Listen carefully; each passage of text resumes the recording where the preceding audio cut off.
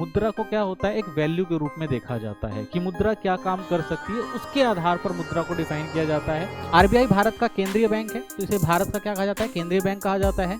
यह देश की पूरी बैंकिंग व्यवस्था को नियंत्रित करता है। तो हमारे देश में जितने भी बैंकिंग व्यवस्था है वो सारी किसके कंट्रोल में है, वो सारी कंट्रोल है आरबीआई की। नोट छापने वाली एकमात्र संस्था है, तो जितने भी देश के अंदर करेंसी, जितने भी नोट छपते हैं वो कौन छापता है, वो आरबीआई छापता है। 1 रुपए का नोट होता है उसको जो हमारा वित्त मंत्रालय छापता है। ब्याज दरें क्या रहेंगी, इंटरेस्ट रेट क्या रहेगा, यही तय करता है। जो भी बैंकिंग संबंधित सरकार की जिम्मेदारियां हैं वो सारी कौन निभाता है, एज ए बैंकर वो निभाता है भाई केंद्रीय bank. Hello students, welcome to Eklavya study point. आज की इस वीडियो में बात करेंगे हम इकोनॉमिक सब्जेक्ट यानी समष्टि अर्थशास्त्र। यूनिट सेकंड है हमारा मुद्रा और बैंकिंग। यूनिट फर्स्ट हम पहले कर चुके हैं, प्लेलिस्ट में जाकर देख सकते हैं। टेलीग्राम चैनल जरूर ज्वाइन कर लें जो क्लास 12 एसपी न्यू ग्रुप नाम से, यहाँ पे आपको पीडीएफ नोट मिल जाएंगे। साथ ही आप हम इंस्टाग्राम पे फॉलो कर सकते हैं, हमारा यूजर आईडी है एकलव्य स्टडी पॉइंट। तो जो भी क्वेश्चन आप हमसे यहाँ पर पूछ सकते हैं।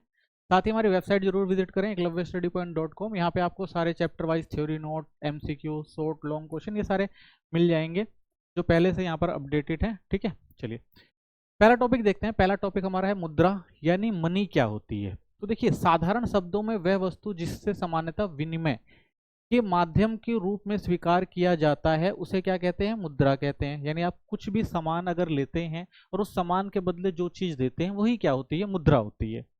और अगर इसका हम डेफिनेशन देखें तो कह सकते हैं मुद्रा एक ऐसा साधन के रूप में परिभाषित किया जाता है जो विनिमय के माध्यम, ठीक है, मूल्यों के भंडार, मूल्य के माप और अस्थगित भुगतानों के लिए एक मानक के रूप में कार्य करती है। यानी मुद्रा को क्या होता है, एक वैल्यू के रूप में देखा जाता है कि मुद्रा क्या काम कर सकती है, उसके आधार पर मुद्रा को डिफाइन किया जाता है। जैसे विनिमय का माध्यम है, यानी इससे क्या कर सकते हैं, किसी भी सामान को लिया या दिया जा सकता है। मूल्य के भंडार यानी क्या किया जा सकता है, मुद्रा को इकट्ठा करके रखा जा सकता है, सेविंग करी जा सकती है इसकी। मूल्य के माप यानी कोई भी अगर सामान आपको लेना है तो मुद्रा के आधार पर ही आपको उसका माप करना पड़ता है, ठीक है, उसका मेजर करना पड़ता है। अस्थगित भुगतानों के लिए एक मानक होता है, यानी आपको भविष्य में कोई भुगतान करना है तो उसके लिए भी आपको किस चीज की जरूरत पड़ती है, मुद्रा की जरूरत पड़ती है। ठीक है, तो ये सारे कार्य कौन करता है, ये सारे कार्य जो है वो मुद्रा करती है। ठीक है, चलिए मुद्रा की उत्पत्ति, मुद्रा जो है वो किस तरह से आई चलन में। तो प्राचीन समय में अगर हम विनिमय की बात करें, यानी प्राचीन समय में कैसे लेन देन होता था जब मुद्रा नहीं थी, तो शुरुआत में जब मनुष्य ने सभ्यता का विकास करना शुरू किया तब उसकी जरूरतें जो थी वो बहुत कम थी, ठीक है, और बहुत ही साधारण हुआ करती थी।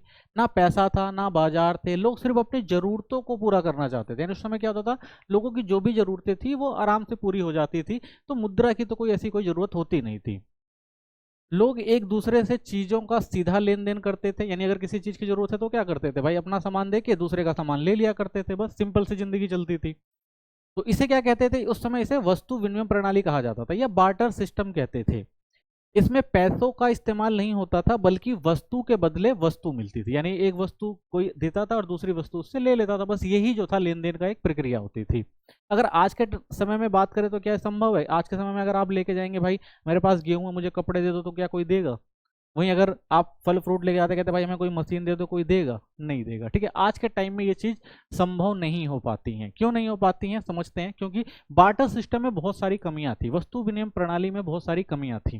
कौन सी कमी थी, सबसे पहले देखते हैं। तो सबसे पहले जो कमी थी वो थी दोहरे संयोग की कठिनाई। यानी कभी भी अगर आप कोई सामान लेने जा रहे हैं तो सबसे बड़ी समस्या ये थी कि उस व्यक्ति को ढूंढना पड़ता था जिस व्यक्ति को आप अपना सामान देके और उससे उसका सामान ले सके। ठीक है, मान लीजिए अगर आपके पास गेहूं है और आपको चावल चाहिए तो आपको वो व्यक्ति ढूंढना पड़ेगा भाई जिसके पास क्या हो, चावल हो। सबसे बड़ी समस्या ये थी। ठीक है, दूसरी समस्या क्या थी, वस्तु के मूल्य के मापने में कठिनाई होती थी। मान लीजिए कई बार ऐसी वस्तु होती थी जिसका आप मूल्य नहीं लगा सकते। मान लीजिए आपको भाई 1 बोरी गेहूं है आपके पास और आपको क्या खरीदनी है, आपको साइकिल खरीदनी है। ठीक है, तो आप क्या एक जो बोरी गेहूं है तो साइकिल से उसकी तुलना कैसे कर लेंगे, कैसे सामान का एक्सचेंज करेंगे, ये एक बड़ी समस्या होती थी। तीसरी, भावी बचत संभव नहीं था। सबसे बड़ी समस्या ये थी कि भाई अगर आपने बहुत सारा सामान इकट्ठा करके रख लिया, व्यापार करके रख लिया, तो फिर आप उसको स्टोर कैसे करेंगे। ठीक है ना, हो सकता है वो सामान जल्दी खराब हो जाए, तो स्टोर करना बड़ा मुश्किल होता था। ठीक है ना, अभिवाज्य वस्तुओं के विनिमय में कठिनाई थी। सबसे बड़ी समस्या ये थी कि भाई अगर कोई वस्तु जो है अगर उसको हम अविभाज्य यानी इसको बांट नहीं सकते तो किस आधार पर हम विनिमय करेंगे। मान लीजिए आपके पास साइकिल है और आप एक व्यक्ति के पास जाते हैं कि भाई मुझे गेहूं दे दो 1 किलो। अब क्या करेंगे आप भाई, साइकिल का और गेहूं का कैसे ट्रेड कर लेंगे? क्या आप एक चक्का खोल के उसे दे देंगे या उसकी चैन खोल के उसको दे देंगे? तो ये भी क्या था, एक बड़ी समस्या थी कि भाई जो वस्तु है जिसको अविभाज्य नहीं किया जा सकता उसको किस तरह से लेन देन में शामिल किया जाए, ये भी बड़ी समस्या थी। ठीक है, लास्ट, उधार के लेखे जोखे में बड़ी कठिनाई होती थी। यानी अगर किसी व्यक्ति को किसी से उधार लेना है तो वो भविष्य में उसको कैसे चुकाएगा या नहीं चुकाएगा, उसकी क्या वैल्यू लगाई जाएगी, ये सब भी जो थी बहुत कठिनाइयां थी किससे, वस्तु विनिमय अर्थव्यवस्था की जो प्रणाली थी उसमें ये कमियां थी। ठीक है, तो इसीलिए जो हुआ, किसका आविष्कार हुआ, वो हुआ कॉइन्स का। ठीक है, या कह सकते हैं मुद्रा का। तो मुद्रा का विकास कैसे हुआ देखा जाए तो जैसे जैसे मनुष्य की जरूरतें बढ़ती गई वैसे वैसे वस्तु विनिमय प्रणाली कमजोर पड़ने लगी। तो भाई लोगों की जरूरतें बढ़ रही थी और उन जरूरतों के चलते जो है वस्तु विनिमय प्रणाली वो ढंग से काम नहीं कर रही थी। लोग सही से सामान का लेन देन नहीं कर पा रहे थे। हर बार सामान के बदले सामान देना मुश्किल और असुविधाजनक होता था। एक तो बड़ी मुश्किल था भाई कि कैसे जो है सामान का एक्सचेंज किया जाए, कैसे ढूंढा जाए, और अगर किसी के पास भारी सामान है तो उसको इधर उधर ले जाके और बेचना और या किसी को देना, ये बड़ी समस्या का कारण था। बहुत समय भी लगता था। ठीक है, तो ये बहुत सारी समस्याएं थी उस समय। तो फिर इंसान ने मुद्रा का आविष्कार किया। अब सामान के बदले सामान नहीं बल्कि सामान के बदले पैसे लिए जाने लगे। उसके बाद मनुष्य के भाई दिमाग में आया कोई ऐसी चीज विकसित करनी चाहिए जिससे ये सारी समस्या खत्म हो जाए। तो उस समय होता है विकास, जो आविष्कार होता है वो होता है मुद्रा का। तो मुद्रा ने विनिमय को क्या बना दिया भाई, सरल बना दिया। तो सबसे ज्यादा फायदा क्या हुआ मुद्रा के आने से, एक तो जो लेन देन था वो सरल हो गया, तेजी से हो जाता था और प्रभावी यानी ठीक ढंग से हो जाता था। और यही बना हमारी आधुनिक अर्थव्यवस्था का आधार। और उसके बाद हमारी आधुनिक अर्थव्यवस्था भी जो किस पे डिपेंड हुई, बाद में मुद्रा पर हुई। ठीक है, तो मुद्रा ने समय के साथ अपना स्वरूप बदला है। कैसे, तो देखिए जैसे जैसे मुद्रा का विकास हुआ वैसे वैसे मुद्रा के प्रचलन में भी जो है नई नई चीजें जुड़ती चली गई। ठीक है, जहां शुरुआत में हम देखते हैं कि जो सामान के बदले सामान लिया जा रहा था, तो उसके बाद लोगों ने क्या किया भाई, धातु मुद्रा का निर्माण किया। जैसे लोहे हो गए, तांबे हो गए, इनका निर्माण किया जाता था, इनसे वस्तुओं को लिया और दिया जाता था। लेकिन ये भी थोड़े ज्यादा हैवी होते थे तो इस लेन देन में भी थोड़ी दिक्कत होती थी। ठीक है, फिर बाद में क्या हुआ, सोने चांदी के सिक्के आए, ये थोड़े हल्के होते थे, लेकिन बाद में क्या हुआ, इनमें भी मिलावटें होने लग गई, तो इसमें भी थोड़ी समस्या आई। फिर कागज की मुद्रा बनाई गई। ठीक है ना, और कुछ मिश्रित मुद्रा, धातुओं से जो भी मुद्रा बनाई जाए जो हल्की होती थी, लो क्वालिटी की होती थी, इस तरह से बनाई जाने लगी। फिर आया आपका प्लास्टिक मनी। अगर आप देखें तो प्लास्टिक मनी में आपका डेबिट कार्ड, क्रेडिट कार्ड, यानी इसमें आपको कैश लेने की जरूरत ही नहीं है, आप किसी भी बैंक से निकाल सकते थे, एटीएम से निकाल सकते थे। तो ये सारी सुविधाएं उस टाइम शुरू हुई कुछ समय बाद। और फिर उसके बाद एक नई फॉर्म आई ई मनी की। ई मनी का मतलब था भाई इलेक्ट्रॉनिक ट्रांसफर कर सकते थे आप पैसे को एक खाते से दूसरे खाते में, ये सारी। उसके बाद आज भी एवोल्यूशन जारी है, आज भी बहुत सारी नई नई चीजें आपको देखने को मिलती है। ठीक है ना, डिजिटल मनी आई। ठीक है, उसके बाद यूपीआई आप देख सकते हैं। ठीक है, उसके बाद क्रिप्टो करेंसी। तो ऐसे नए नए जो है मनी के जो फॉर्म है वो आते चले गए हैं। ठीक है, तो कॉइन्स हो गया आपका, बैंक नोट्स हो गए, क्रेडिट कार्ड। ठीक है ना, अब तो डिजिटल करेंसी भी आ गई है। तो कह सकते हैं भाई पैसे का जो विकास था, यानी जो मुद्रा का विकास था, विनिमय को उसने क्या बनाया, बहुत ही ज्यादा सुविधाजनक बना दिया। ठीक है ना, और आवश्यकताओं से संबंधित है। तो भाई पैसे ने क्या किया, और ज्यादा अच्छा बनाया, क्योंकि बिना पैसे के तो भाई विनिमय हो नहीं सकता आज के टाइम में। तो इसने क्या किया है, जो आधुनिक आवश्यकताओं हो उसको और अच्छे से काम करने के लायक बनाया, किसने, पैसे ने। तो मुद्रा के मूल्य कार्य क्या हैं, ये समझेंगे कि मुद्रा क्या क्या कार्य कर सकती है आज के टाइम में। तो बार्टर सिस्टम की जो कमियां थी उन्हीं में सुधार किया किसने, मुद्रा ने। तो मुद्रा के कार्य भी उसी से जुड़े हुए हैं। तो मुद्रा को दो पार्ट में डिवाइड किया जा सकता है, उसके कार्य दो पार्ट में डिवाइड हैं। सबसे पहला जो प्राथमिक कार्य था उसके अंदर आता है आपका जो पहला है वो है विनिमय का माध्यम। तो हमने देखा था ना कि जो लेन देन होता था पहले क्या होता था, वो बार्टर सिस्टम चलता था। लेकिन अब मुद्रा के टाइम मुद्रा आ गई तो मुद्रा से क्या हुआ, विनिमय का जो माध्यम था वो बदल गया। तो विनिमय अर्थव्यवस्था में मुद्रा एक माध्यम की भूमिका निभाती है। यह विनिमय प्रणाली को सुचारू और सुविधाजनक बनाती है। तो मुद्रा के आने से क्या हुआ भाई, जो विनिमय था, जो लेन देन था, वो बहुत ज्यादा आसान हो गया। ठीक है ना, तो उस समय क्या था कि पिछले समय क्या था, पिछला समय ये था कि भाई वस्तु के बदले वस्तु ढूंढो। लेकिन अब क्या है, आपके पास अगर मनी है तो आप किसी भी वस्तु को ले सकते थे बड़े आसानी से और सुविधाजनक तरीके से। तो ये फायदा हुआ, यानी विनिमय का एक अच्छा माध्यम बना क्या, मुद्रा।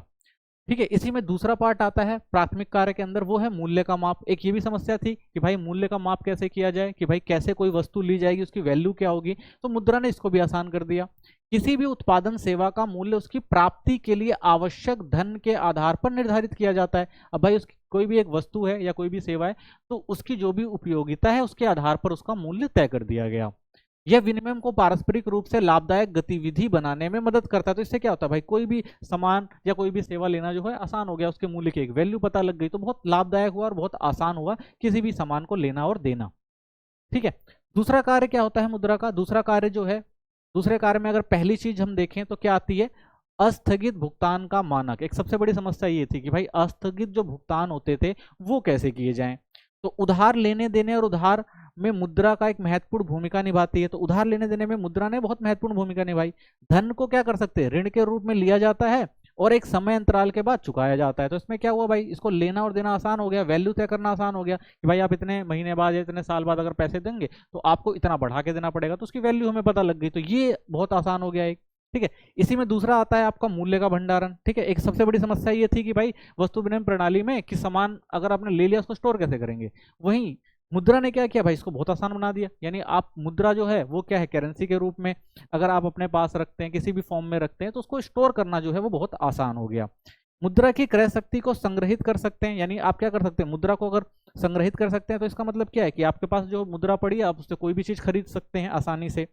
और इसका एक हिस्सा भविष्य के उपयोग के लिए भी रख सकते हैं, यानी आप प्रेजेंट में कोई सामान खरीद सकते हैं और दूसरा क्या कर सकते हैं, अगर आपको लगता है कि भाई भविष्य में हमें और ज्यादा पैसे की जरूरत होगी तो आप उसको स्टोर करके रख सकते हैं और भविष्य के लिए भी यूज कर सकते हैं बचत के रूप में। ठीक है, जिसे हम मौद्रिक बचत कहते हैं, तो बचत के रूप में भी रखा जा सकता है। तो ये जो था मुद्रा ने बहुत आसान कर दिया अर्थव्यवस्था को चलाना। ठीक है, मुद्रा के प्रकार, अगर मुद्रा के प्रकार की बात करें तो सबसे पहले जो मुद्रा होती है वो आदेश मुद्रा होती है, जिसे फियाट मनी कहते हैं। यह मुद्रा होती है जिसे सरकार के आदेश द्वारा वैध घोषित किया गया। तो सरकार ने क्या किया भाई, इसे वैध घोषित किया है। ये लीगल टेंडेंसी है, यानी गवर्नमेंट ने अगर कह दिया इसको स्वीकार करना तो हर कोई स्वीकार करेगा, कोई इसे मना नहीं कर सकता। इसका मूल्य किसी धातु पर आधारित नहीं होता बल्कि सरकार के भरोसे पर आधारित होता है। ठीक है, तो इसका जो मूल्य है वो किस पर आधारित होता है, सरकार के भरोसे। सरकार ने भाई एक मेटल लिया और उस पर 1 रुपये लिख दिया तो उसकी वैल्यू 1 रुपये के बराबर है, 5 रुपये के बराबर है, 10। ऐसे ही कोई कागज लिया और उस कागज पे, नोट पे जो भी एक अमाउंट रख दिया तो उसकी वो वैल्यू हो जाती है। क्यों, क्योंकि उसको कौन वैध घोषित करता है, उसको एक सरकार वैध घोषित करता है। ठीक है ना, इसलिए उसको वैल्यू को माना जाता है। उदाहरण के तौर पे आप देख सकते हैं जैसे भारतीय रुपए हो गया या अमेरिका डॉलर हो गया, तो इनको किसकी मान्यता है, इनको सरकार की मान्यता प्राप्त होती है।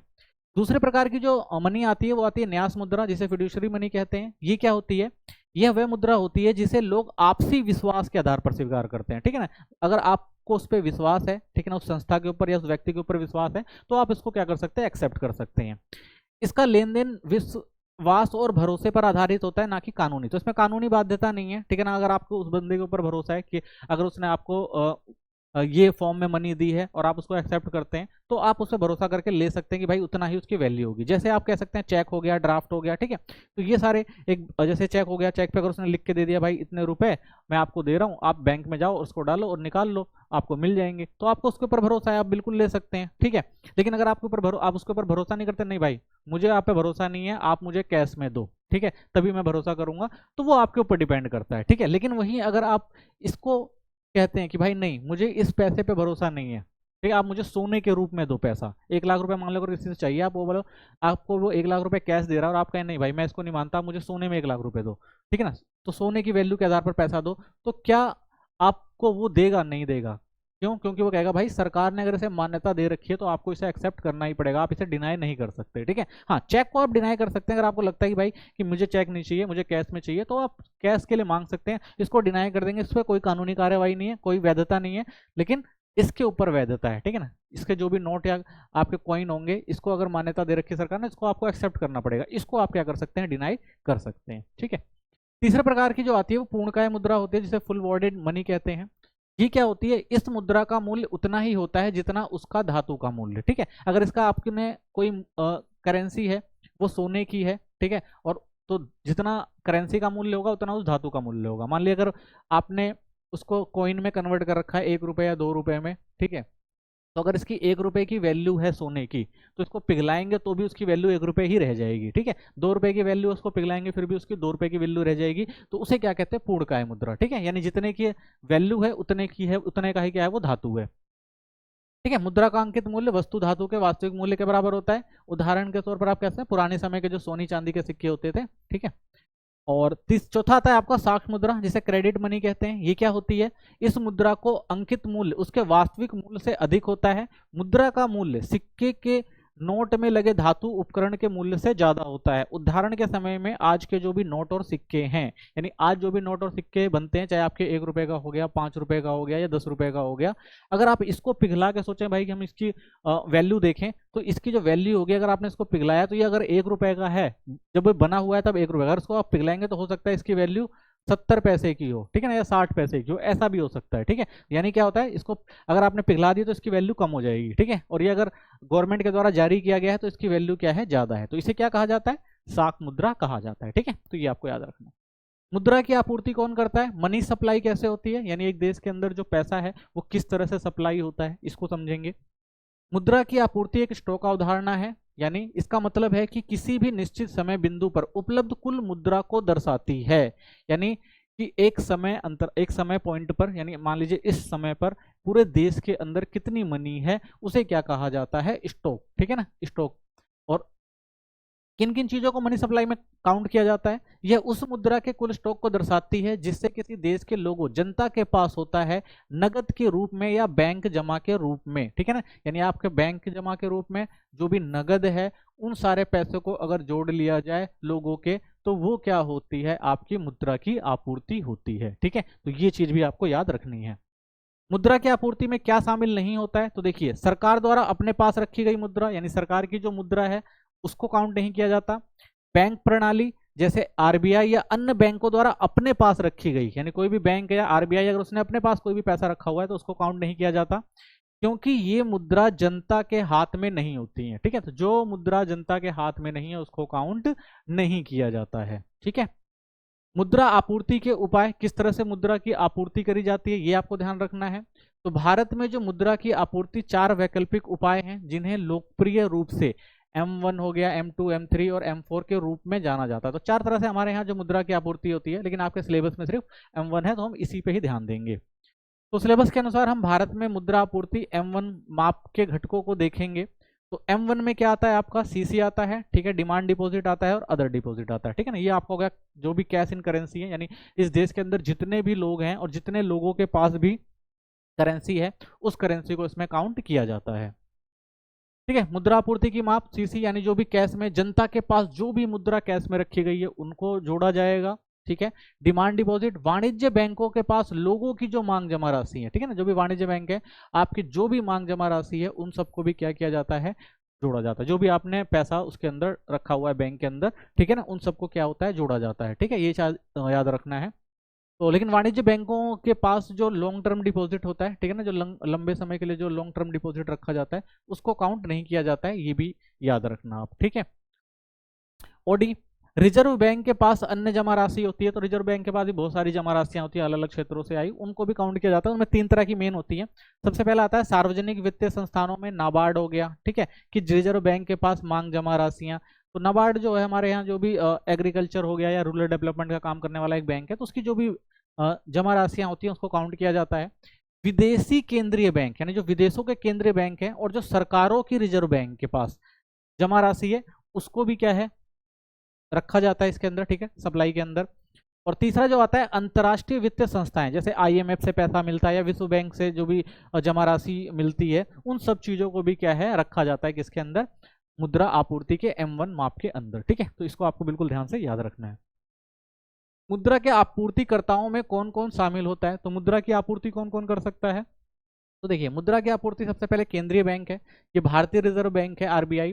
भारत में RBI की मुद्रा का मुख्य आपूर्ति करता है। तो भाई मुद्रा की जो आपूर्ति कराने का प्रमुख सबसे काम किसका है, RBI का है, ठीक है। क्यों, क्योंकि RBI द्वारा ही सारी जितने भी RBI जो है वो मुद्रा जारी करता है। तो जितने भी हमारे यहाँ नोट्स और कॉइन जारी होते हैं वो कौन करता है, RBI करता है, ठीक है ना, 1 रुपए के नोट को छोड़कर, क्योंकि वो वित्त मंत्रालय जारी करता है।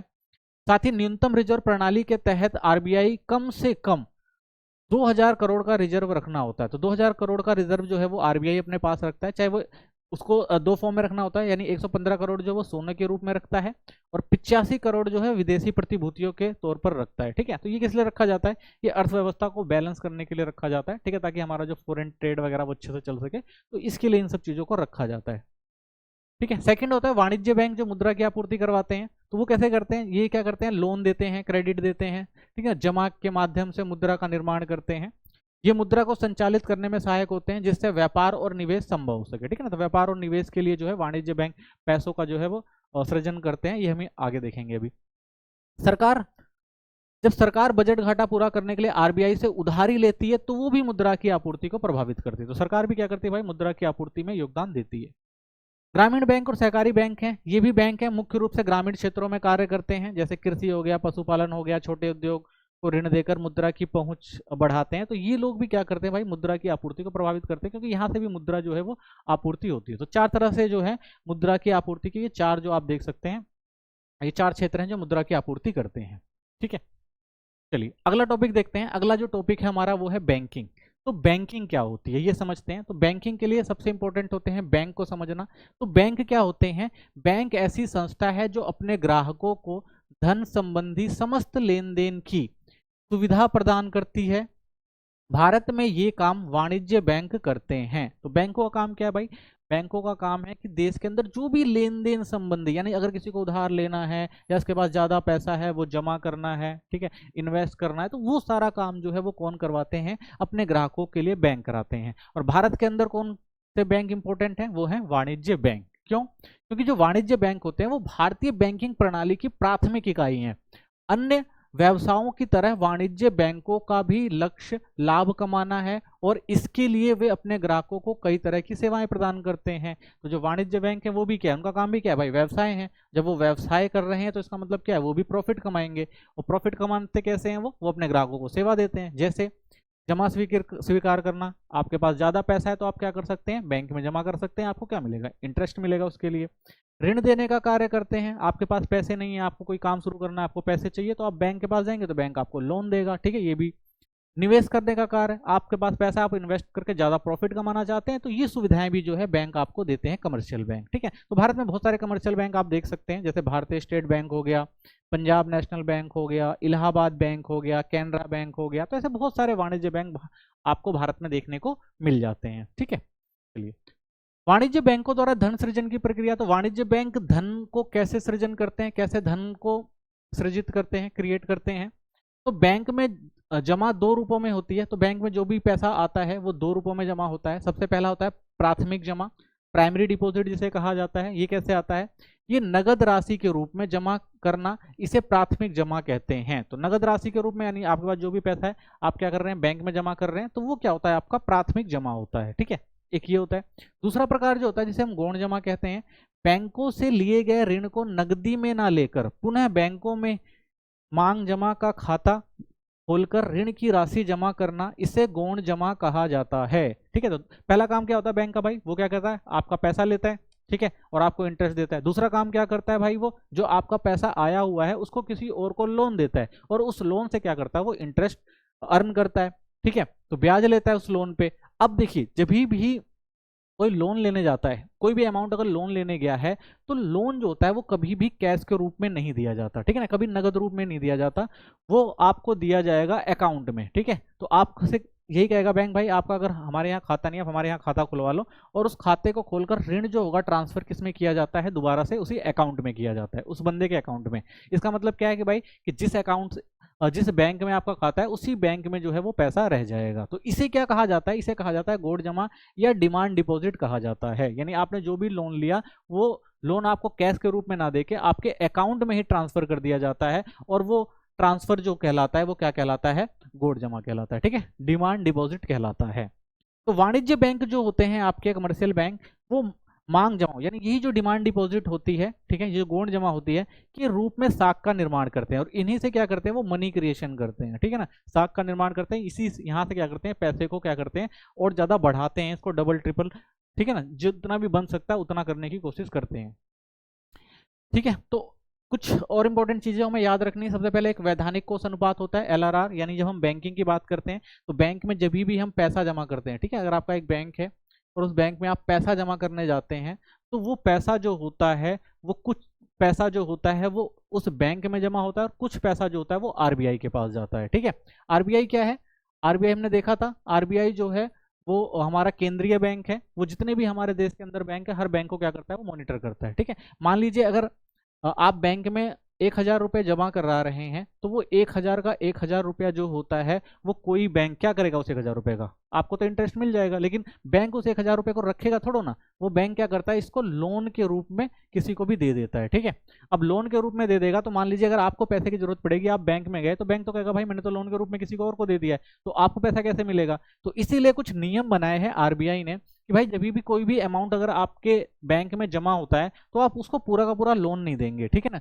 उसको आप क्या करेंगे, LRR के तौर पर लोन देना पड़ेगा, ठीक है ना। तो दो चीजें बनाई गई इसके अंदर दो चीजें थी, एक जो बनाया गया वो CRR बनाया गया है और एक जो बनाया गया है वो SLR बनाया गया, ठीक है। दो फॉर्म बनाई गई, इन दो फॉर्म में जो पैसा होता है वो RBI उस पर मॉनिटर करता है। जैसे अगर आपके पास 1,000 रुपये आया है तो LRR एक तय कर दिया जाता है, कोई भी एक परसेंट होता है, ठीक है, अनुपात में तय किया जाता है कि जितना भी अमाउंट आ रहा है उसका इतना परसेंट जो है आपको बैंक में रखना पड़ेगा और इतना परसेंट आपको लोन देना पड़ेगा और इतना आपको RBI के पास रखना पड़ेगा, ठीक है। तो ये वाला जो पोर्शन होता है वो RBI के पास जाता है, ठीक है, और ये वाला जो पोर्शन होता है वो कहाँ रहता है, वो बैंक के पास रहता है, ठीक है, जो बैंक है उसी के पास रहता है नकदी के रूप में, ठीक है।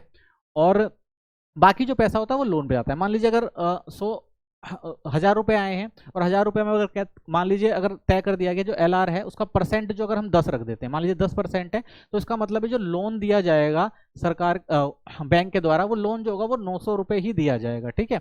और ये जो 100 रुपये बचेंगे वो कहाँ पे रखा जाएगा, वो रखा जाएगा आपका LRR के रूप में, ठीक है ना, लीगल रिजर्व रेशो। क्यों रखा जाता है, इसका मेन कारण यही होता है कि भाई अगर मान लो भविष्य में कभी कोई समस्या आ जाए तो कस्टमर्स को कोई परेशानी ना हो, तो इसके लिए ये व्यवस्था करी गई है, ठीक है। चलिए समझते हैं इसको और अच्छे से।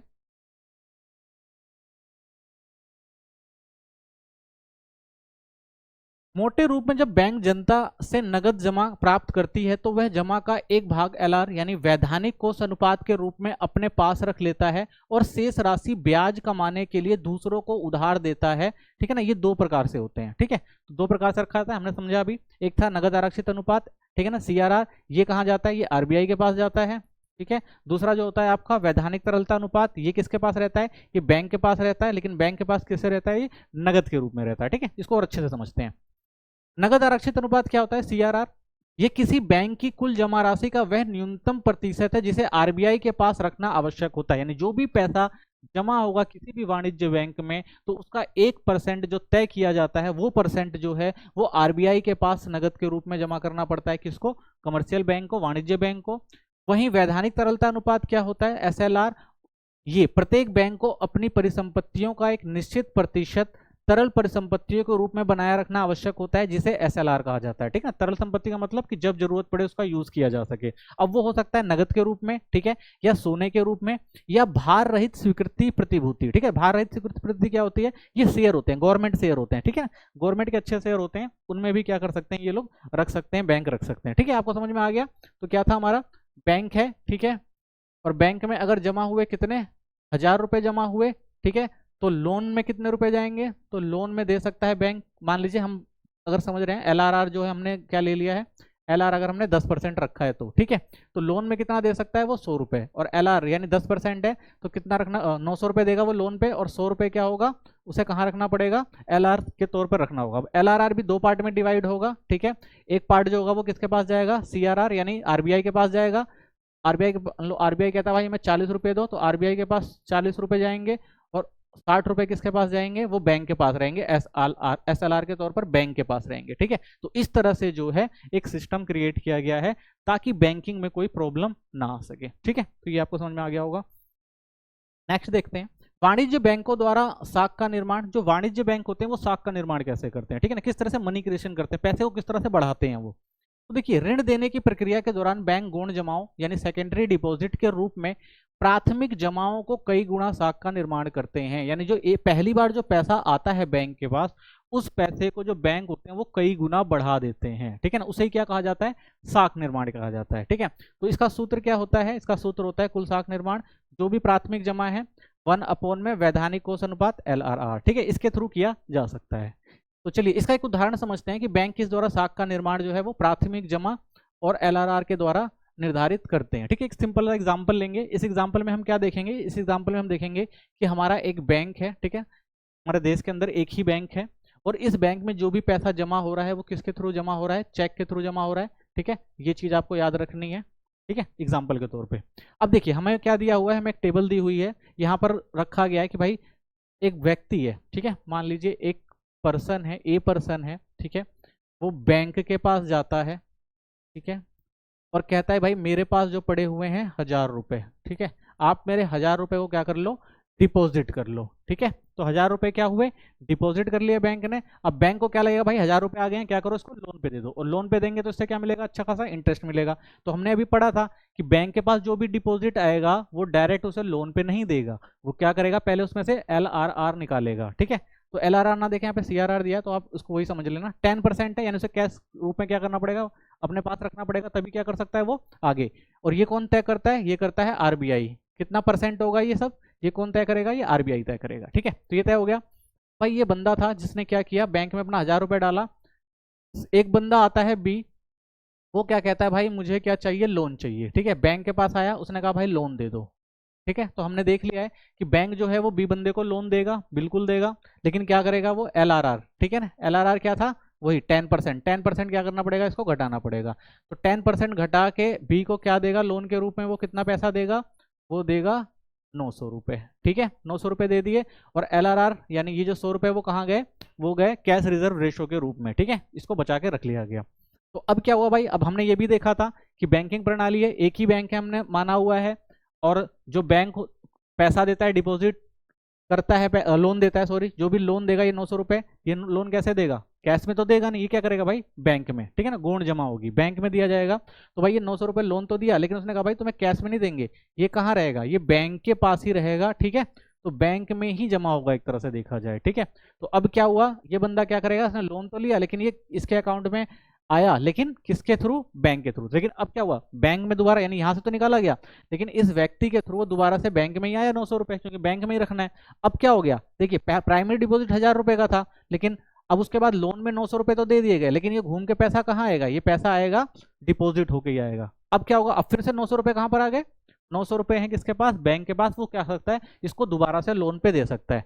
तो C व्यक्ति आएगा, अब C व्यक्ति कहेगा भाई मुझे क्या चाहिए, लोन चाहिए बैंक से। तो बैंक कहेगा ठीक है भाई, हमारे पास 900 रुपये पड़े हुए हैं, हम क्या करेंगे, गवर्नमेंट ने क्या रखा भाई, इतने पैसे बचा के और बाकी दे दो। तो 10% घटाया 90 रुपये, और क्या किया, लोन दे दिया, 810 रुपये का लोन इसको दे दिया C वाले बंदे को। ठीक है, तो ऐसे D वाला बंदा आएगा, तो इस 810 रुपये को क्या होगा, इस 810 रुपये को फिर क्या करेंगे, 10% घटा के इतना लोन दे दिया जाएगा। ठीक है, तो ये चीज जो है ऐसे ही चलती रहती है, ऐसे फर्स्ट राउंड चलेगा, सेकंड राउंड चलेगा, थर्ड राउंड चलेगा, ऐसे ही चलता रहता है। ठीक है ना, और ऐसे ही जो लोन होता है, लोन दे दे के बैंक क्या करते हैं, मनी क्रिएशन करते रहते हैं। अब ये बात है, ये भाई कब तक चलेगा, तो ये तब तक चलता है जब तक ये हमारा जो प्राइमरी डिपॉजिट है, ठीक है ना, फर्स्ट राउंड, यानी जो हमारा प्राइमरी डिपॉजिट होता है, ठीक है, वो किसके बराबर हो जाए, वो सम ऑफ CRR के बराबर हो जाए। ठीक है ना, तो सम ऑफ CRR के बराबर हो जाएगा। ठीक है ना, तो जो जैसे मान लीजिए 1000 रुपये था, ठीक है, और जब इनका सम कितना हो जाएगा, लास्ट में 1000 रुपये हो जाएगा, तब ये चीज क्या है,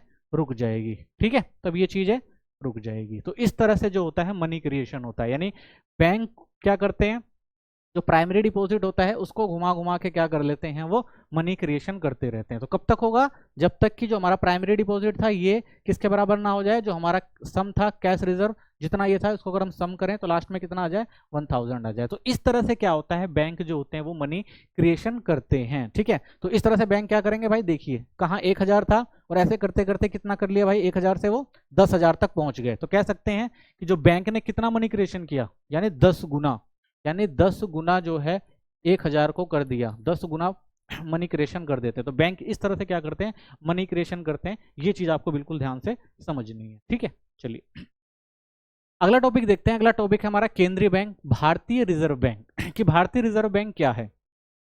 तो भारतीय रिजर्व बैंक की जो स्थापना हुई थी 1 अप्रैल 1935 को हुई थी। इसका मुख्यालय जो है वो मुंबई है। RBI भारत का केंद्रीय बैंक है, तो इसे भारत का क्या कहा जाता है, केंद्रीय बैंक कहा जाता है। यह देश की पूरी बैंकिंग व्यवस्था को नियंत्रित करता है। तो हमारे देश में जितने भी बैंकिंग व्यवस्था है वो सारी किसके कंट्रोल में है, वो सारी कंट्रोल है RBI के।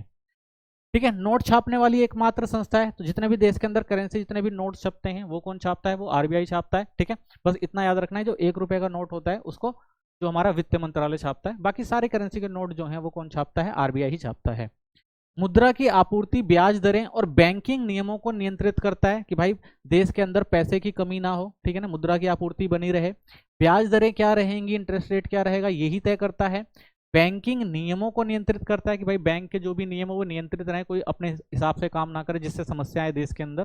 ठीक है, सरकार का बैंकर और विदेशी मुद्रा का भंडार प्रबंधन है। तो सरकार जो भी बैंकिंग संबंधित सरकार की जिम्मेदारियां हैं वो सारी कौन निभाता है, एज ए बैंकर वो निभाता है भाई केंद्रीय बैंक। तो जितने भी सरकार की जो भी चीजें हैं वो सारी चीजें कौन देखता है, वो केंद्रीय बैंक देखता है। मुद्रा का भंडार प्रबंधन, विदेशी मुद्रा का जो भी लेन देन है वो सारा काम भी कौन करता है, आरबीआई ही करता है। तो कह सकते हैं भाई आरबीआई की वजह से ही देश की जो अर्थव्यवस्था संतुलित रहती है और बैंकिंग सिस्टम जो है हमारे यहाँ वो सुरक्षित है। ठीक है, तो आरबीआई क्या करता है, बहुत अच्छे से इसको मॉनिटर करता है ताकि हमारे देश की अर्थव्यवस्था जो कंटिन्यूअस और अच्छी तरह से चलती रहे। केंद्रीय बैंक, भारतीय रिजर्व बैंक, आरबीआई के कार्य। अब इसके कार्य क्या है, क्योंकि भाई एपेक्स संस्था है, ठीक है ना, सेंट्रल संस्था है ये, तो ये क्या क्या काम करती है। सबसे पहला काम इसका है नोट जारी करने का, हमने देख लिया था। किसी भी देश की केंद्रीय बैंक के पास नोट जारी करने का विशेष अधिकार होता है, या कह सकते हैं एकल अधिकार होता है कि वही छाप ही सकता है। इसे केंद्रीय बैंक का मुद्रा प्राधिकरण कार्य कहा जाता है। तो इसे क्या कहते हैं, केंद्रीय बैंक का मुद्रा प्राधिकरण कार्य। ठीक है, केंद्रीय बैंक द्वारा जारी किए गए नोट असीमित वैध होते हैं। ठीक है ना, असीमित वैध मतलब कितनी भी मात्रा में आप चाहें तो लेन देन कर सकते हैं, ये वैध है। सरकार का वित्तीय सलाहकार होता है, सरकार के बैंकर के रूप में यह सरकार के खातों का प्रबंधन करता है, यानी सरकार के खातों में पैसा कितना आया, कितना गया, कहाँ क्या जरूरत है, तो इन सब चीजों का प्रबंधन जो है आरबीआई के कंट्रोल में ही होता है। सरकार के एजेंट के रूप में काम करता है, यानी सरकार का एजेंट है, सरकार को हमेशा सलाह देता है टाइम टू टाइम। यह सरकार की ओर से प्रतिभूतियों की खरीद और बिक्री करता है, तो सरकार को कितना क्या खरीदना है, कहाँ बेचना है, क्या करना है, तो ये एजेंट के रूप में जो है वो कौन करता है, आरबीआई करता है। किसके लिए, सरकार के लिए करता है। सरकार के सलाहकार के रूप में यह मुद्रा का बाजार को विनियमित करने के लिए नीतियां बनाता है। तो ये क्या करता है, सरकार को सलाहकार के रूप में सलाह देता है कि भाई कब जो मुद्रा बाजार है उसको कैसे नियमित करना है, कौन कौन सी नीतियां बनानी है। तो ये सारा काम भी कौन करता है, आरबीआई ही करता है। किसके लिए, गवर्नमेंट के लिए, सरकार के लिए। बैंकर्स बैंक के रूप में आरबीआई की भूमिका, तो आरबीआई बैंकर्स यानी बैंकों के लिए किस तरह से भूमिका निभाता है। तो आरबीआई और बैंकों का रिश्ता क्या होता है, जैसे ग्राहक अपने काम के लिए बैंक पर निर्भर रहते हैं, वैसे ही सभी बैंक आरबीआई पर निर्भर रहते हैं। ठीक है, जैसे हम ग्राहक हैं, हम कमर्शियल बैंक में जाते हैं ना, कोई भी समस्या होती है तो वैसे ही अगर जो कमर्शियल बैंक है उनको कोई भी समस्या होती है तो वो कहाँ जाते हैं, वो आरबीआई के पास जाते हैं। आरबीआई क्या करता है, तो आरबीआई क्या करेगा भाई, बैंकों से पैसा जमा करता है, बैंकों से पैसा जमा करता है। अगर बैंकों को भाई अपना पैसा जमा करना है तो आरबीआई के पास जमा कर सकते हैं, अगर उनके पास ज्यादा पैसा है, उसके बदले क्या देगा वो, उन्हें इंटरेस्ट रेट दे देगा। जरूरत पड़ने पर बैंकों को लोन देता है, मान लीजिए अगर कमर्शियल बैंक है उनको लोन की जरूरत है तो ये काम भी आरबीआई करता है। बैंकों को क्लियरिंग हाउस की सुविधा देता है, जिससे आपस में लेन देन जल्दी और आसान हो सके, यानी एक बैंक अगर दूसरे बैंक में कोई समस्या है उन सब चीजों को देखता है। लेन देन की जो प्रक्रिया, यानी एक बैंक अगर दूसरे बैंक से कोई काम कर रहा है, उसमें कोई समस्या आ रही है तो उस सारी क्लियरिंग का काम वही करता है। ठीक है, मान लीजिए एक एटीएम मशीन है, ठीक है, और एटीएम मशीन जो होती है वो अलग अलग बैंकों की होती है। मान लीजिए एचडीएफसी की जो बैंक है, ठीक है, और एचडीएफसी बैंक का कार्ड है किसी के पास और वो एक एटीएम में जाता है, वो एटीएम जो है आईसीआईसीआई का एटीएम है, और यहाँ से अगर उसने पैसा निकाला, ठीक है, एचडीएफसी का जो कार्ड होल्डर है यानी जिसका बैंक खाता है एचडीएफसी में है, वो आईसीआईसीआई बैंक से पैसा निकाल रहा है, ठीक है, तो वो निकल जाता है ना, आपने देखा वो आराम से निकल जाता है। लेकिन वो जो आईसीआईसी को उसको पैसा वापस तो करना पड़ेगा ना एचडीएफसी का, तो ये सारा काम जो होता है वो कौन देखता है, वो सब जो है आरबीआई देखता है। ठीक है ना, वो एक क्लियरिंग हाउस होता है, उसमें ये सब चीजें देख ले। सेम ऐसा ही होता है, जो चेक बुक वगैरह होती है ना, चेक वगैरह होते हैं, लेन देन जो होता है एक बैंक से दूसरे बैंक से जो चेक से पैसा निकाला जाता है, तो वो सारा क्लियरेंस का काम भी जो होता है वो आरबीआई देखता है। वो इंटरनल होता है, एक बैंक से दूसरे बैंक में जाने की जरूरत नहीं होती, वो सारे खाते जो होते हैं आरबीआई के पास होते हैं हर बैंक के, वो देख के वहीं पर सब कुछ क्लियर कर देता है। नियमों की निगरानी करता है, आरबीआई यह देखता है कि सभी बैंक उसके नियम, जैसे सीआरआर और एसएलआर के लिए नियम बनाए गए थे ना, ऐसे ही बहुत सारे और नियम बनाए जाते हैं ना, repo rate, reserve repo rate होता है, ठीक है ना, बैंक दर होती है, ये सारी चीजें भी आगे देखेंगे। इन सब चीजों के लिए नियम भी जो कौन बनवाता है, वो आरबीआई ही।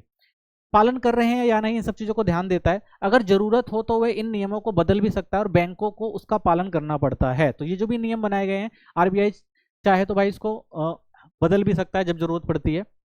तो इस तरह आरबीआई सभी बैंकों को मार्गदर्शन और नियंत्रण करता है ताकि बैंकिंग प्रणाली से ठीक ठाक से काम करे। तो बैंक क्या करता है भाई, मार्गदर्शन करता है और सभी के लिए नियंत्रण रखता है सब पे, ताकि जो बैंकिंग व्यवस्था है वो अच्छे से चले, उसमें कोई समस्या ना आए। ठीक है, अंतिम ऋणदाता होता है जब कोई वाणिज्य बैंक सभी जगह से मदद पाने में असफल हो जाता है, तब वह केंद्रीय बैंक से अंतिम विकल्प के रूप में सहायता मांगता है। तो केंद्रीय बैंक उन्हें प्रतिभूतियों सिक्योरिटी के बदले में ऋण दे देता है। मान लीजिए भाई एक कमर्शियल बैंक है, बेचारा वो बहुत ज्यादा घाटे में जा रहा है, उसको लोन की जरूरत है, कोई उसको लोन नहीं दे रहा, तो वो कहाँ जाएगा, वो आरबीआई के पास जाएगा और आरबीआई उससे कुछ सिक्योरिटी लेगा, कुछ प्रतिभूतियां लेगा, ठीक है ना, उसके पास है, तो उसके बदले क्या दे देगा, उसको ऋण दे देगा। तो इससे क्या होगा कि जो एक बैंक है जो क्या कर सकता है भाई, किसी भी एक क्षेत्र की जो व्यवस्था को वो खराब कर सकता है, क्योंकि भाई बहुत सारे लोगों का पैसा लगा होता है और एक अगर कोई बैंक डूबता है तो उससे बहुत सारे लोगों को नुकसान होता है। तो इन सब चीजों को नियंत्रित करने के लिए उसको प्रोत्साहन देने का काम कौन करता है, वो आरबीआई करता है, ठीक है, ताकि बैंक जो है वो सही से चल सके और कोई समस्या ना आए भविष्य में। तो उद्देश्य वही है बैंकिंग व्यवस्था को टूटने से बचाना, कि भाई बैंकिंग व्यवस्था है जो टूटे ना, और मुद्रा बाजार को स्थिर बनाए रखना ताकि मुद्रा बाजार में कोई समस्या ना आ जाए। तो इसलिए जो है जो वाणिज्य जो आरबीआई है वो इसको ध्यान रखता है और मदद करता है। विदेशी मुद्रा का संरक्षक है। केंद्रीय बैंक देश के विदेशी मुद्रा भंडार को संभालता है। तो केंद्रीय बैंक का क्या काम है भाई, जो भी विदेशी मुद्रा आती है उन सब की देखरेख करना जो है वो किसका काम है, वो आरबीआई का ही काम है। यह प्रबंधित फ्लोटिंग प्रणाली का उपयोग कर विदेशी मुद्रा की खरीद और बिक्री करके देश की मुद्रा की विनिमय दर को स्थिर बनाए रखता है। तो प्रबंधित फ्लोटिंग क्या होता है भाई, कई बार होता है, हमने देखा है कि हमारे देश के अंदर जो होता है वो अर्थव्यवस्था में कुछ समस्याएं आ जाती हैं और उस समय क्या होता है, हमारे जो रुपया होता है उसकी वैल्यू जो होती है वो गिर जाती है, ठीक है, या ज्यादा बढ़ जाती है, तो इसमें भी कुछ समस्या हो जाती है। तो उस समय वैसे तो ये सारी जो दर होती है, जो भी हम कहते हैं कि भाई कहा जाए मुद्रा की जो भी वैल्यू होती है वो मार्केट के ऊपर डिपेंड करती है भाई, जिसका मार्केट में अगर उतार और चढ़ाव आता है उस हिसाब से ही जो है करेंसी की वैल्यू तय करी जाती है। लेकिन कई बार ऐसी समस्या आ जाती है जिससे इकोनॉमी में कुछ समस्या हो सकती है, तो इस चीज का उपयोग करके यानी प्रबंधित फ्लोटिंग का यूज करके जो आरबीआई होता है वो क्या करता है कि हमारी जो मुद्रा है उसको स्थिर करने का प्रयास करता है, ठीक है। जैसे डॉलर की तुलना में अगर रुपए की कीमत ज्यादा ना घटे या ना बढ़े, इसका ध्यान रखना जो है वो किसका काम होता है, वो आरबीआई का क्या काम करता है होता है, और वो क्या करती है, अच्छे से इसको कंट्रोल भी करती है।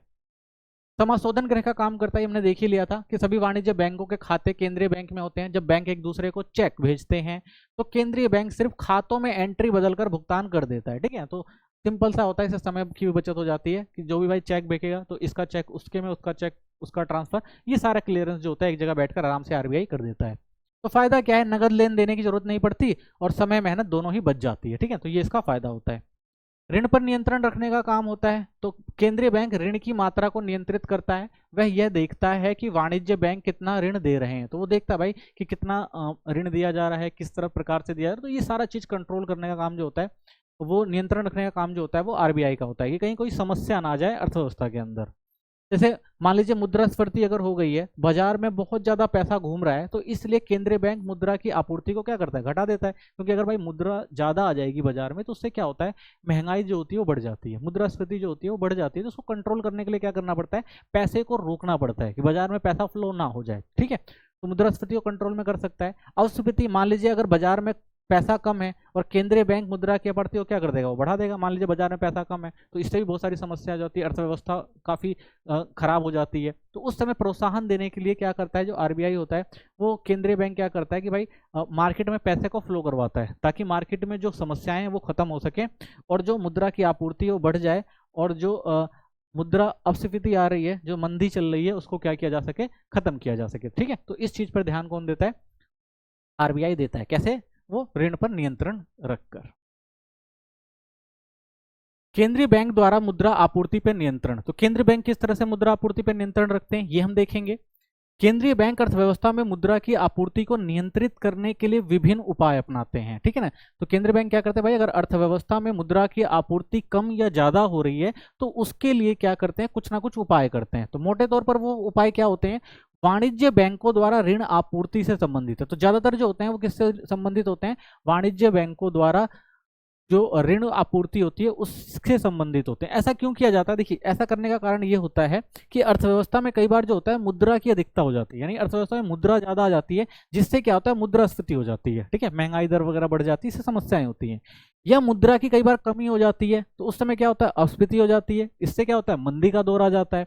तो इससे निपटने के लिए सरकार ने कुछ उपकरण निकाले हैं ताकि मुद्रा आपूर्ति को कंट्रोल किया जा सके। तो दो उपकरण हैं ये, पहला क्या है मात्रात्मक उपकरण और दूसरा क्या है गुणात्मक उपकरण। तो इसके जरिए क्या करती है आरबीआई, कंट्रोल करती है किसको, मुद्रा आपूर्ति को। ठीक है, तो चलिए समझते हैं दोनों को। सबसे पहले देखेंगे हम मात्रात्मक उपकरण जो पूरी अर्थव्यवस्था पर असर डालता है। ठीक है, तो मात्रात्मक उपकरण क्या करता है, पूरी अर्थव्यवस्था पर असर डालता है। कैसे, बैंक दर सबसे पहला आता है आपका इसके अंदर, बैंक दर। अब बैंक दर क्या होती है इसको समझते हैं। देखिए आरबीआई सबसे ऊपर है हमें पता है, फिर आता है हमारा कमर्शियल बैंक और फिर आते हैं लोग। ठीक है, तो ये पूरा हमारा बैंकिंग सिस्टम अगर देखा जाए तो अगर लोगों को जरूरत है किसकी, लोन की जरूरत है, अगर लोगों को लोन की जरूरत है तो किसके पास जाते हैं, वो कमर्शियल बैंक यानी वाणिज्य बैंक के पास जाएंगे कि भाई हमें लोन की जरूरत तो लोन दो। अगर मान लीजिए इसके पास पैसा नहीं है, कमर्शियल बैंक के पास नहीं है, आरबीआई के पास पैसा नहीं है, तो वो पैसा किससे लेगा, वो पैसा लेते हैं आरबीआई से, किसके रूप में, लोन के रूप में। ठीक है, यानी जैसे हम लोग जनता जो है वो लोन लेगी किससे, कमर्शियल बैंक से, अगर कमर्शियल बैंक के पास नहीं है तो वो लोन किससे लेगी, वो आरबीआई से। ठीक है, अब आरबीआई जब इसको लोन देगा तो मान लीजिए वो कितने परसेंट पे दे रहा है, 7% पे, तो उसी पैसे को जो ये वाणिज्य बैंक है वो कितने परसेंट पे लोन में देगा लोगों को, वो देगा 10% पे। ठीक है, तो इस तरह से क्या होता है, जो कमर्शियल बैंक होते हैं वो पैसा कमाते हैं लोन लेकर। ठीक है, अब देखिए ये जो पैसा लिया किसने, कमर्शियल बैंक ने, जो 7% की रेट से किससे लिया, आरबीआई से लिया, किसने, कमर्शियल बैंक यानी वाणिज्य बैंक ने। तो इस रेट को क्या कहा जाएगा, इसी रेट को कहा जाता है बैंक रेट। ठीक है ना, जिस रेट पे आरबीआई कमर्शियल बैंक को पैसा देती है उसे क्या कहा जाता है, बैंक रेट। और एक चीज और याद रखनी है, ये लंबे टाइम के लिए दिया जाता है। ठीक है ना, लंबे समय अवधि के लिए दिया जाता है। ठीक है, और इसी पैसे को फिर कमर्शियल बैंक क्या करते हैं, किसको दे देते हैं, लोन के रूप में जनता को दे देते हैं। ठीक है, अब देखिए मुद्रा आपूर्ति को कैसे कंट्रोल किया जाता है, इस बैंक रेट के जरिए यानी बैंक दर के जरिए। समझिएगा, यह वह दर है जिस पर आरबीआई वाणिज्य बैंकों को ऋण देती है। ठीक है ना, तो लॉन्ग टाइम के लिए ऋण दिया जाता है बैंक दर के द्वारा। इसमें क्या होगा, बैंक दर बढ़ेगी यानी बैंक दर अगर बढ़ा दी जाएगी तो ब्याज दरें बढ़ जाएंगी और ऋण लेना क्या होगा, महंगा होगा और मुद्रा आपूर्ति क्या हो जाएगी, घट जाएगी। ठीक है, अब ये प्रोसेस कैसे होगा, देखिए अभी जो कमर्शियल बैंक था, जो वाणिज्य बैंक है, वो आरबीआई से जो पैसा ले रहा था वो ले रहा था कितना, 7% की दर से। लेकिन अब आरबीआई को लगता है कि भाई क्या हो गया है, मार्केट में जो है क्या है, मार्केट में पैसा ज्यादा हो गया, हमें क्या करना है, मुद्रा की आपूर्ति को कम करना है। ठीक है, मुद्रा की आपूर्ति को कम करना है, तो वो क्या करेगा, इसका इंटरेस्ट रेट बढ़ा देगा, कितना कर देगा, 10%। ठीक है, अगर ये 10% हो गया तो अब भाई जो ये वाणिज्य बैंक है वो 10% पे थोड़ा ना देगा आम लोगों को ब्याज, वो भी क्या करेगा, वो कर देगा इसको 13%। ठीक है, तो उसने क्या कर दिया, बैंक रेट को, इंटरेस्ट रेट, ये होता है इंटरेस्ट रेट। ठीक है, तो जो बैंक देता है लोगों को पैसा वो इंटरेस्ट रेट पे देता है, और जो आरबीआई कमर्शियल बैंक को यानी वाणिज्य बैंक को देता है वो बैंक दर पे देता है। ठीक है, अब क्या होगा, अब देखिए अब ये इसने करा 10%, तो इसने भी 3% बढ़ा दिया, कर दिया 13%। अब क्या होगा, अब जब लोग देखेंगे कि भाई बैंक जो मतलब इंटरेस्ट रेट है वो बढ़ा के कितना कर दिया गया है, वो 13%, तो लोग क्या करेंगे भाई, लोग कहेंगे भाई हमें लोन नहीं लेना, वो लोन लेने से क्या कर देंगे, मना कर देंगे। ठीक है, अब लोन लेने से अगर मना कर देंगे तो इसका मतलब क्या है, मार्केट में पैसा ही नहीं आएगा। ठीक है, समझिए, अब देखिए बैंक दर बढ़ गई, ब्याज दरें बढ़ गई। ठीक है ना, बैंक दर बढ़ी, ये रहा बैंक दर बढ़ी, ब्याज दर बढ़ी। ठीक है, अब ऋण लेना क्या हुआ, महंगा हुआ, तो लोगों ने क्या किया, ऋण लेने से भाई मना कर दिया कि हम ऋण नहीं लेंगे, और जब ऋण नहीं लेंगे लोग तो मुद्रा की आपूर्ति घट जाएगी ना, मार्केट में मुद्रा आएगी नहीं। ठीक है, ये चीज, अब इसी चीज को देखते हैं, अगर बैंक दर घटा दी गई, वही 10% से अगर 7% कर देंगे तो क्या होगा, ब्याज दर घट जाएंगी। अब जब ब्याज दर घटेंगी तो ऋण क्या हो जाएगा, सस्ता हो जाएगा। अब जब ऋण सस्ता हो जाएगा, 10% हो जाएगा, तो लोग क्या कहेंगे, यस हमें क्या चाहिए भाई, लोन चाहिए। अब लोन चाहिए होगा, और जैसे ही लोन चाहिए होगा वैसे ही मार्केट में क्या हो, जैसे लोन लेना शुरू कर देंगे तो मार्केट में मुद्रा की जो आपूर्ति है वो बढ़ जाएगी। ठीक है, तो इस तरह से सेम ये है बैंक दर। बैंक दर की तरह ही दूसरा जो होता है वो होता है रेपो दर। ठीक है, बस इसमें एक मेजर सा डिफरेंस होता है। ठीक है, बाकी सब चीजें सेम होती हैं, आपको याद रखना है। आरबीआई हो गया आपका, और ये हो गया आपका कमर्शियल बैंक, और ये हो गया लोग। ठीक है, अब इसमें क्या होता है, सेम वही प्रोसीजर होता है भाई कि ये इससे लोन लेंगे, ये इससे लोन लेंगे। ठीक है ना, रेट भी सेम वैसे ही मान लीजिए, पहले जो था 7% था, 10%। ठीक है, तो ले लिया, यस, और उसके बाद 10% हो गया, ये 13%, तो क्या हो गया, नो हो गया। ठीक है, बस इसमें ये याद रखना है जो रेपो दर होती है वो अल्पकालीन ऋण होता है, यानी कम समय के लिए दिया जाता है। मान लीजिए 90 दिन हो गए, ठीक है, 30 दिन हो गए, तो ऐसे लिया जाता है। ठीक है, अब देखिए वही चीज, सब सेम चीज आएगी। तो ये वह दर है जिस पर आरबीआई वाणिज्य बैंक को अल्पकालीन ऋण देने के लिए उनसे सरकारी प्रतिभूतियां खरीदते हैं। ठीक है, तो ऐसे ही नहीं दे देते भाई, वो भी सरकारी प्रतिभूतियां खरीदते हैं। जो उन्होंने सरकारी प्रतिभूति देंगे तब उनको क्या दिया जाएगा, पैसा दिया जाएगा, तब वो क्या करेंगे, ऋण के रूप में दूसरे को देंगे। तो भाई सिक्योरिटी तो चाहिए होती है। तो मुद्रास्फीति में रेपो दर बढ़ाई जाती है जिससे ऋण महंगा हो जाएगा और मुद्रा आपूर्ति घटेगी। सेम वही चीज होगी ना, अगर रेपो दर बढ़ी तो ऋण क्या होगा, महंगा होगा, और ऋण अगर महंगा होगा तो लोग लेंगे नहीं, तो मुद्रा आपूर्ति क्या हो जाएगी, घट जाएगी। सेम उसी की तरह अपस्फीति यानी मुद्रास्फीति होगी। अब अपस्फीति है में रेपो दर घटाई जाती है ताकि ऋण सस्ता और मुद्रा आपूर्ति हो। अब क्या चाहिए भाई, पैसा मार्केट में आना चाहिए, मंदी का दौर चल रहा है, तब गवर्नमेंट क्या करेगी, वो रेपो दर को क्या करेगी, ठीक है ना, अल्पकालीन जो ऋण है, जो आपका ये अल्पकालीन ऋण है उसको क्या कर देगी, वो कम कर देगी, 7% कर देगी। तो उससे क्या होगा, ऋण क्या हो जाएगा, सस्ता हो जाएगा, और जब ऋण सस्ता हो जाएगा तो क्या होगा, लोग ऋण लेंगे और मुद्रा आपूर्ति क्या होगी, मार्केट में बढ़ जाएगी। ठीक है, तो ये रेपो दर होता है। ठीक है, दोनों सेम है, बैंक दर और रेपो दर। बस इतना याद रखना है कि ये अल्पकालीन होता है, कम समय के लिए होता है, और वो दीर्घकालीन होता है, लंबे समय के लिए होता है। तीसरा जो आता है वो आता है रिजर्व रेपो रेट। ठीक है, इसको भी समझना है, ये भी आसान सा ही है। इसमें भी सेम चीज देख लेते हैं। आरबीआई अपने पास होगा, ठीक है, कमर्शियल बैंक हमारे पास होगा, और लोग होंगे। ठीक है, अब इसमें कैसे लोन लिया जाएगा, दिया जाएगा। अब इसमें देखिए, कमर्शियल बैंक है वो क्या करता है, नॉर्मल सी बात है, लोन किसको देता है, इनको देता है लोन।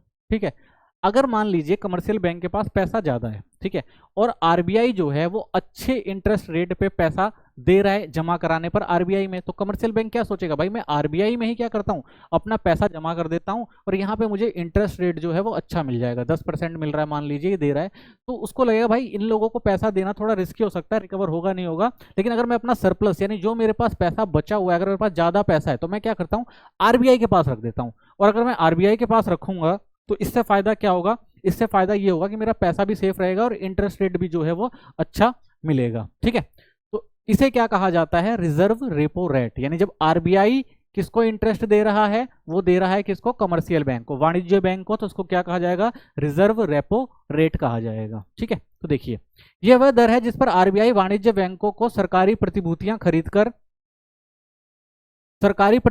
खरीदकर उनसे अल्पकालीन धन उधार लेता है। तो कह सकते हैं भाई कि वाणिज्य बैंक क्या कर रहे हैं, सरकारी प्रतिभूतियां खरीद रहे हैं, और जिसके बदले पैसा किसके पास जा रहा है, आरबीआई कमर्शियल बैंक के पास आ रहा है। ठीक है, और कमर्शियल बैंक से किसके पास जा रहा है, आरबीआई के पास जा रहा है। तो आरबीआई के पास पैसा है तो आरबीआई उससे क्या देगी, उसके बदले कह सकते हैं कि एक तरह से वो इंटरेस्ट देगी। ठीक है, अब वो प्रतिभूतियों के बदले भी दे सकती है।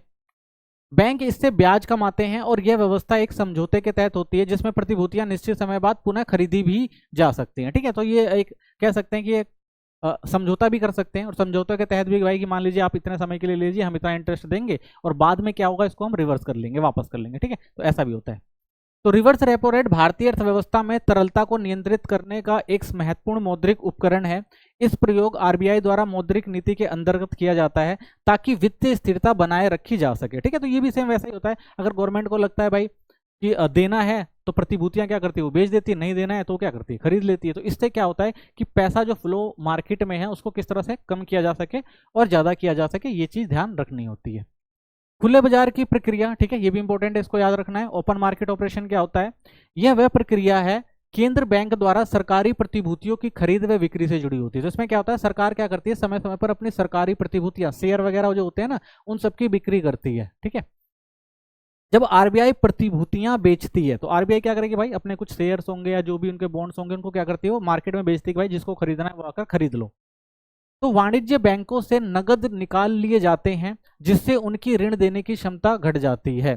तो भाई इन्होंने प्रतिभूति निकाली, वाणिज्य बैंक को लगा वही चीज है कि भाई उनको अच्छा इंटरेस्ट रेट मिलेगा, अच्छे पैसे मिल रहे हैं और भविष्य में फायदा होगा, तो वो क्या करेंगे, वो पैसा लोन में जनता को ना देकर वो क्या करेंगे, ये प्रतिभूतियां खरीद लेंगे। और इससे अगर प्रतिभूतियां खरीदेंगे तो इसका मतलब क्या होगा कि अब वो ऋण यानी जो लोन था वो जो लोगों के पास जा रहा था वो लोगों के पास जाके ना कहाँ चला जाएगा, आरबीआई के पास चला जाएगा। क्यों, क्योंकि भाई जो कमर्शियल बैंक है वो क्या कर रहा है, वो लोन जो है वो लोगों को नहीं यानी पीपल्स को नहीं दे रहा पैसा अपना, वो बल्कि किसको दे रहा है, वो दे रहा है आरबीआई को। क्यों दे रहा है, क्योंकि भाई इसको यहाँ पे ज्यादा प्रॉफिट मिल रहा है। ठीक है, तो इससे क्या होगा, मार्केट में पैसा जाएगा नहीं लोगों के पास, और जब लोगों के पास पैसा मार्केट में जाएगा नहीं तो मुद्रा आपूर्ति क्या हो जाएगी, कम हो जाएगी। ठीक है, जब आरबीआई प्रतिभूतियां खरीदता है और बैंक के पास नगद बढ़ जाता है जिससे उनकी ऋण देने की क्षमता बढ़ती है। अब मान लीजिए उल्टा हो गया कि अब इनको लग रहा है भाई कि मार्केट में पैसा देना है, ठीक है, मार्केट में पैसा लेकर आना है, मंदी का दौर चल रहा है, तो फिर गवर्नमेंट क्या करेगी भाई, जो भी प्रतिभूतियां थी किनकी, वाणिज्य बैंकों की, कहेगी भाई हम आपसे खरीद रहे हैं, उसके अच्छे पैसे दे रहे हैं, आप पैसा लो और लोगों को लोन दो। तो वो उनके पास जब पैसा ज्यादा आ जाएगा तो वो क्या करेंगे भाई, अब पैसा बैंकों के पास आ जाएगा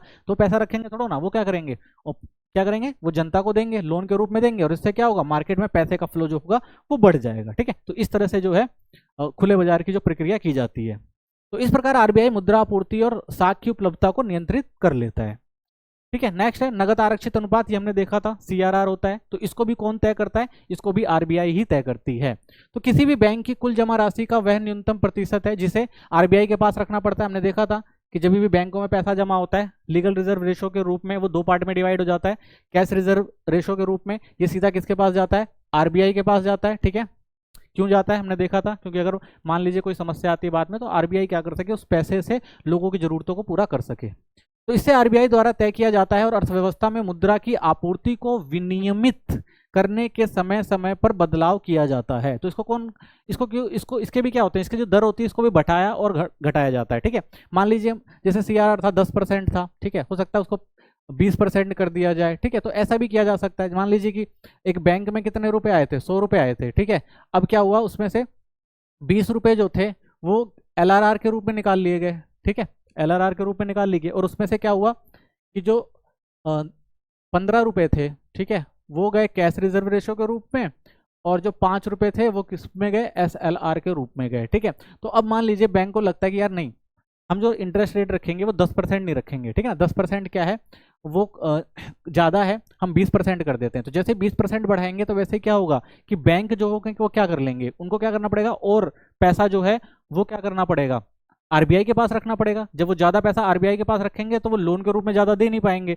तो इससे क्या होगा कि पैसे की जो पैसा जो मार्केट में जाने वाला था वो मार्केट में ना जाके आरबीआई के पास चला जाएगा। ठीक है, ऐसे ही भाई एसएलआर का भी कर देंगे कि भाई एसएलआर को भी अगर वो रेट बढ़ा देते हैं कि भाई पहले 5% था हम 10% कर रहे हैं, तो जो पैसा वो मार्केट में देकर यानी लोगों को लोन के रूप में देकर पैसा कमा सकते थे उनको क्या करना पड़ेगा भाई, कैश के रूप में रखना पड़ेगा। तो ये भी एक बड़ी समस्या, इससे क्या होगा, कैश फ्लो जो होगा वो क्या होगा, रुक जाएगा ना। ठीक है, ये चीज होती है। तो जब मुद्रा की आपूर्ति बढ़ानी होती तो सीआरआर क्या किया जाएगा भाई, घटा दिया जाएगा। तो सीआरआर कम होगा तो मार्केट में पैसा ज्यादा जाएगा, ठीक है ना, रिजर्व बैंक के पास कम जाएगा, जिससे क्या होगा, मार्केट में पैसे की जो होगी वो बढ़ोतरी होगी। और जब आपूर्ति कम करनी होगी तो क्या होंगे, सीआरआर बढ़ा दिया जाएगा तो आरबीआई के पास पैसा ज्यादा जाएगा, और जो लोग हैं उनके पास पैसा कम जाएगा, तो मुद्रा की आपूर्ति क्या होगी, घटेगी। सेम ऐसा ही जो होगा वो किस में होगा, एसएलआर में भी होगा। ठीक है, ये न्यूनतम प्रतिशत जिसे प्रत्येक बैंक को अपनी कुल परिसंपत्तियों के रूप में, नगद के रूप में, सोना या स्वीकृत सरकारी प्रतिभूतियां बताई थी ना, जो गवर्नमेंट की प्रतिभूतियां होती है, शेयर होते हैं, उनके रूप में बनाए रखना होता है। ठीक है, अगर एसएलआर बढ़ने पर बैंकों के पास ऋण देने के लिए कम धन बचता है जिससे मुद्रा आपूर्ति घट जाती है। तो एसएलआर बढ़ा देंगे तो उन्हें नगद के रूप में ये चीज क्या होगी, ज्यादा रखनी पड़ेगी। अगर ये ज्यादा रखेंगे तो इसका मतलब क्या है, ये कम पैसा दे पाएंगे मार्केट में, तो इससे मुद्रा आपूर्ति क्या होगी, कम होगी। वहीं अगर एसएलआर क्या घटा दिया जाएगा तो क्या होगा, ऋण देने की क्षमता बढ़ जाती है, जिससे मुद्रा आपूर्ति क्या होगी, बढ़ जाएगी, और मार्केट में ज्यादा पैसा जाएगा नगद के रूप में, बैंकों के पास कम पैसा होगा, और इससे क्या होगा, मार्केट में पैसे का फ्लो हो जाएगा। ठीक है, तो इस तरह से नियंत्रित किया जाता है। तो एसएलआर की दर भी जो होती है वो समय समय पर बदलती रहती है, तो गवर्नमेंट अपने हिसाब से इसको समय समय पर बदलती है, हर बारी बदल जाती है। ठीक है, फिर दूसरा आता है हमारा गुणात्मक उपकरण। ठीक है, जो चुनिंदा क्षेत्रों को प्रभावित करता है। इसमें क्या होता है, इसमें सरकार जो आरबीआई होती है या सरकार होती है वो क्या करती है, नैतिक दबाव डालने के लिए कहती है, ताकि भाई उन लोगों को भी लोन मिल सके जिनको लोन नहीं मिल रहा है। यह एक अप्रत्यक्ष तरीका है जिसमें केंद्रीय बैंक वाणिज्य बैंकों को मौद्रिक नीति का पालन करने के लिए राजी करती है। तो कहती है भाई मौद्रिक नीतियों का पालन करो। अगर मौद्रिक नीतियों का वो पालन नहीं कर रहे तब वो क्या करती है, उन पर दबाव डालती है, भाई अगर आपने ये काम नहीं किया तो आपको ये चीज तो करनी पड़ेगी। ठीक है, तो कैसे करते हैं वो, आरबीआई अनुरोध करेगा भाई कि आपने नीतियों का पालन नहीं है, आपको ये चीज करनी पड़ेगी, इस चीज पे इन्वेस्टमेंट करना पड़ेगा, यहाँ पर लोन देना पड़ेगा, ये सब चीजें वो उन पर दबाव डालते हैं, अनुरोध करते हैं, सलाह देते हैं कि भाई आपको ये करो, या पत्र लिख के बताते हैं, या भाषण या बैठकों के माध्यम से बैंकों को मुद्रा आपूर्ति नियंत्रित करने के लिए प्रेरित किया जाता है कि भाई किस तरह से आपको पैसा जो है बढ़ाना या घटाना है, तो उन पर दबाव डाला जाता है। यह तरीका बैंकों पर नैतिक प्रभाव डालने के लिए किया जाता है, ना कि कानूनी बाध्यता के रूप में। तो कानूनी बाध्यता के तौर पर नहीं होता कि भाई नियम बना दिया गया या आपको करना ही है, बस उनको क्या किया जाता है भाई, उन पर दबाव डाला जाता है कि आप करें। मार्जिन आवश्यकता क्या होती है? मार्जिन सुरक्षा के मूल्य और ऋण की राशि के बीच का अंतर होता है। यदि मार्जिन आवश्यकता बढ़ जाती है तो उधार कम हो सकता है, जबकि मार्जिन आवश्यकताओं में कमी से ऋण का विस्तार होता है। तो सबसे पहले शब्द समझेंगे मार्जिन। मार्जिन क्या होता है? मार्जिन का मतलब है, मान लीजिए आपको लोन लेने जाना है, आप किसी बैंक के पास जा रहे हैं लोन लेने के लिए, तो आपके पास क्या है भाई, 15 लाख की प्रॉपर्टी है आपके पास, ठीक है, 15 लाख की प्रॉपर्टी है और आप गए, आपने कहा भाई मुझे 15 लाख लोन दो, तो क्या बैंक आपको 15 लाख लोन देगा? नहीं देगा। वो क्या करता है भाई, हमेशा मार्जिन रखता है। अगर 15 लाख की प्रॉपर्टी है तो वो क्या करेगा, 10 लाख का ही आपको मान लो, मान रहे हैं ठीक है ना, अप्रोक्स में कि 10 लाख का लोन देगा, कहेगा भाई हम सिर्फ 10 लाख का लोन दे सकते हैं आपको, 15 लाख की प्रॉपर्टी पे, इससे ज्यादा नहीं देंगे। तो इनके बीच में देख रहे हैं ये 5 लाख जो रह गया, वो क्या होता है, इसे मार्जिन कहा जाता है। तो बैंकों को भाई कहा जाता है कि आप जब भी लोन देंगे तो सिक्योरिटी के तौर पर जो भी आपके पास चीज आ रही है उसमें क्या रखेंगे, आप इतना मार्जिन रखेंगे, ठीक है ना, वो कुछ भी हो सकता है, वो बढ़ता घटता रहता है, तो वो रख दिया जाएगा, ठीक है। तो अब देखिए, मान लीजिए अगर 15 लाख का मार्जिन है, इसका मतलब क्या, मार्केट में 10 लाख रुपए ही आएंगे, ठीक है, क्योंकि ये मार्जिन रखा गया है। लेकिन अगर क्या आवश्यकता के अनुसार अगर उसे बढ़ा दिया जाए या कम कर दिया जाए तो क्या होगा, मान लीजिए अगर क्या किया गया भाई, उनको लगता है कि मार्जिन को थोड़ा और कम कर देना चाहिए, तो मार्जिन कम करेंगे, कहेंगे ठीक है भाई 15 लाख की प्रॉपर्टी हम आपको क्या कर रहे हैं, 13 लाख रुपए लोन देंगे, तो इससे क्या होगा, 2 लाख रुपए एक्स्ट्रा मार्केट में आएगा, ठीक है। तो इसे क्या कहते हैं, मार्जिन को क्या करना, कम करना। मार्जिन कम करेंगे तो मार्केट में पैसा और ज्यादा फ्लो होगा, ठीक है, इस तरह से। या उनको लगता है भाई मार्केट में ज्यादा पैसा आ रहा है तो मार्जिन को कम कर दो, तो वो दोबारा से क्या कर देंगे भाई, 15 लाख पे 10 लाख ही देंगे लोन में। तो इससे भी क्या होगा, नियंत्रित किया जा सकता है जो मार्केट में पैसा आ रहा है। तो ये क्या होता है, आपका मार्जिनिंग आवश्यकता होती है, ठीक है। मार्जिन अगर बढ़ेगा तो कम ऋण मिलेगा, सीधी बात है, अगर मार्जिन बढ़ा दिया जाएगा तो क्या होगा, कम ऋण मिलेगा। वहीं मार्जिन अगर घटा दिया जाएगा तो ज्यादा ऋण मिलेगा, ठीक है। तो एग्जाम्पल के तौर पे हमने समझ लिया, ठीक है। और आगे आता है क्रेडिट राशनिंग। ये क्या है, केंद्रीय बैंक द्वारा बैंकों को निर्देश देना कि कुछ खास क्षेत्रों या गतिविधियों कम या सीमित मात्रा में ऋण दें और कुछ क्षेत्रों को प्रोत्साहन देने के लिए अधिक ऋण दें। तो गवर्नमेंट उनको भाई सजेशन देती है, क्रेडिट राशनिंग कराती है भाई कि ऐसे क्षेत्रों में जहां पे जरूरत है वहां पे लोन को बढ़ाया जाए, जहां पे जरूरत नहीं है वहां पे क्या कर दिया जाए, कम कर दिया जाए, ठीक है।